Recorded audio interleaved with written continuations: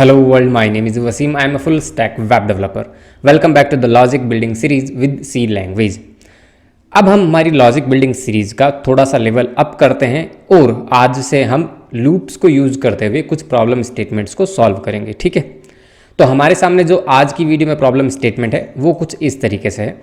Right a program in C to read 10 numbers from keyboard and find their sum and average. बहुत simple सा program है, example के लिए भी मैंने लिख के रखा है। हमें 10 नंबर्स का सम करना है, ठीक है, और उस जो सम हो रहा है उस सम का हमें एवरेज भी निकालना है। ठीक है, तो बहुत सिंपल सा प्रोग्राम है, तो इसको अब हम करते हैं। ठीक है, स्टार्ट। बेसिक स्ट्रक्चर मैंने रेडी करके रखा हुआ है। अब हम देखो, सबसे पहले तो वेरिएबल डिक्लेरेशन के बारे में समझते हैं कि हमें कितने वेरिएबल्स की जरूरत पड़ेगी। 2 वेरिएबल्स तो यहाँ पे क्लियर है, एक सम के लिए चाहिए और एक एवरेज के लिए चाहिए। ठीक है, अब एक वेरिएबल हमें चाहिए जिसमें हम वैल्यू इनपुट करवाएंगे 1 से 10 तक। एक ही क्यों चाहिए? क्योंकि हम ये प्रोग्राम लूप के थ्रू करने वाले हैं। अगर आप ये लूप के थ्रू नहीं करते तो आपको 10 वेरिएबल की ज़रूरत पड़ती है, राइट। इसीलिए हम लूप्स को यूज़ करते हैं कि सेम कोड को आप बार बार कर पाएँ, राइट। तो एक ही वेरिएबल के अंदर हम बार बार वैल्यू इनपुट करवाते रहेंगे और उसको सम करते रहेंगे। ठीक है, तो एक वेरिएबल वहाँ पर हो गया, तो टोटल 3 वेरिएबल्स हो गए और एक वेरिएबल हमें और चाहिएगा टू रन द लूप चलाने के लिए। ठीक है, तो यहाँ पे सबसे पहले मैं एक आई लेता हूँ to run the loop, n for number and sum for sum, मतलब जिसमें हम एडिशन करेंगे। तो ये 3 वेरिएबल्स हो गए। उसके बाद मैं एक फ्लोट टाइप का वेरिएबल लूँगा एवरेज के लिए, इसको भी मैं डिफ़ॉल्ट 0 से डिफाइन कर देता हूँ। ठीक है, फ्लोट क्यों लिया? बिकॉज एवरेज जो है वो 101% फ्लोट में ही आएगा। ठीक है, डेसिमल वैल्यूज में आएगा। ठीक है, तो सबसे पहले एक सिंपल सा मैसेज दे देते हैं यूज़र को, इनपुट 10 नंबर्स। ठीक है, इनपुट 10 नंबर्स, दैट्स इट। कुछ नहीं, ये बस यूज़र डिफाइन मैसेज है ताकि यूज़र जब कंपाइल करे प्रोग्राम को तो उसको कन्वे हो जाए मैसेज। इसके बाद हम डायरेक्टली क्या करेंगे? Print F and scan F नहीं, अब हमें यहाँ पे लूप डिफाइन करना है। तो लूप के लिए मैं यहाँ पे यूज़ करूँगा फॉर लूप को, और आई को मैं स्टार्ट करूँगा 1 से, देन कंडीशन लगाऊंगा I less than is equals to हो, एक रिलेशन बिल्ड किया 10 तक, क्योंकि हमें यहाँ पे 10 तक ही लूप चलाना है, 10 ही वैल्यूज़ को इनपुट करवाना, राइट। और आई प्लस प्लस कर दिया। उसके बाद मैंने कर्ली ब्रैकेट स्टार्ट किया एंड क्लोज किया, similar to any if block. ठीक है, अब इसके अंदर आके मैं 10 बार प्रिंट एफ स्कैन एफ करूँगा, बट मुझे लिखना एक ही बार है, राइट। मैं यहाँ पे लिखूँगा print F number dash %d, और यहाँ पे मैं एक कॉलन लगा देता हूँ जस्ट फॉर यूज़र एक्सपीरियंस। उसके बाद स्कैन एफ। अब ये यूज़र एक्सपीरियंस क्या होता है? ये जब प्रोग्राम कंपाइल होगा तब आपको पता चलेगा। ठीक, %d and n, that's it. अभी के लिए इतना सा करते हैं, और लास्ट में मैं जाके सिंपल सा क्या कर देता हूँ, प्रिंट एफ स्लैश एन। पहले एक बार के लिए इतना समझ लेते हैं कि 10 वैल्यूज इनपुट हो रही है कि नहीं हो रही, राइट।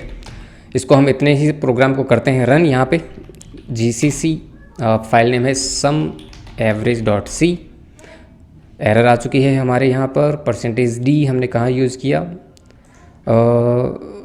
कॉलन हमने कहीं मिस किया, यह रहा, बाद में नहीं आएगा।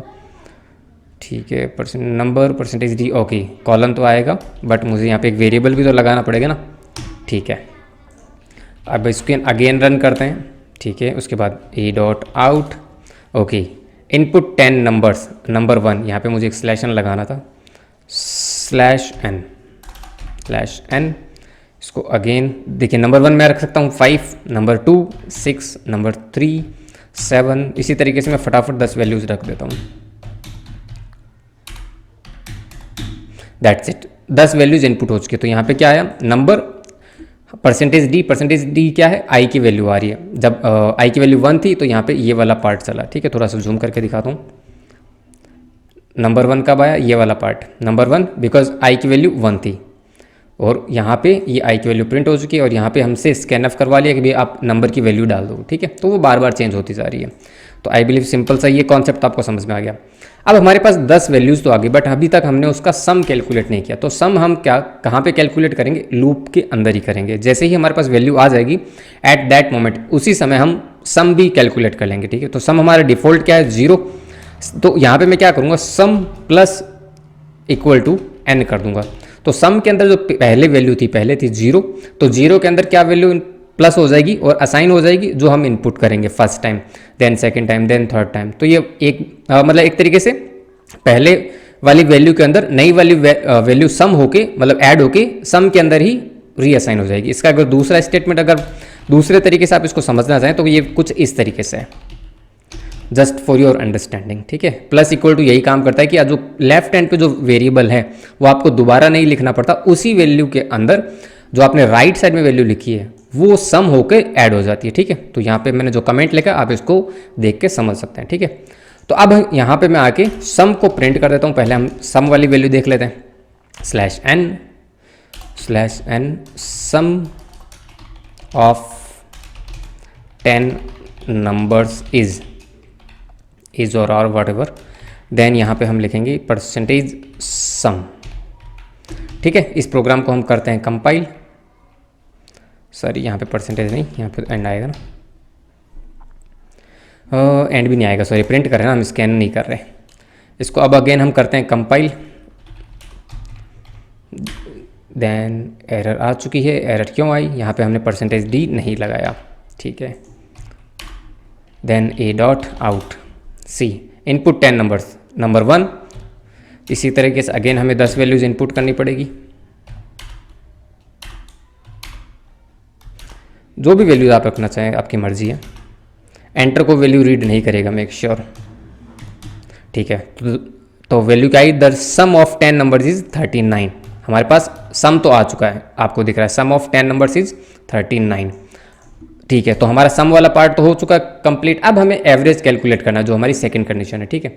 तो उसके लिए आपको सिंपली क्या करना है, लूप से बाहर आना है और यहाँ पे हमने एवरेज वेरिएबल डिफाइन किया हुआ है। तो एवरेज के अंदर हम क्या करेंगे, सम डिवाइड बाई 10 डॉट डेसिमल में क्यों कर रहा हूँ, बिकॉज हमने एवरेज को डेसिमल में ही फ्लॉट में लिया, ठीक है। That's it.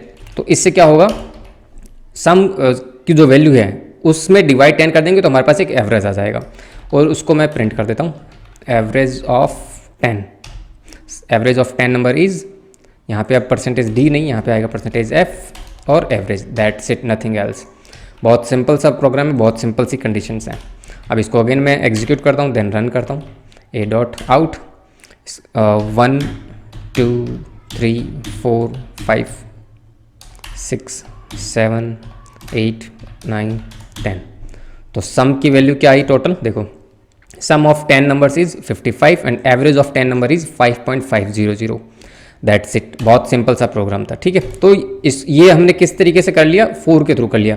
अब इसी प्रोग्राम को एक तो आप किसके थ्रू कर सकते हो, वाइल लूप के थ्रू कर सकते हो, तो इसको भी ट्राई करना।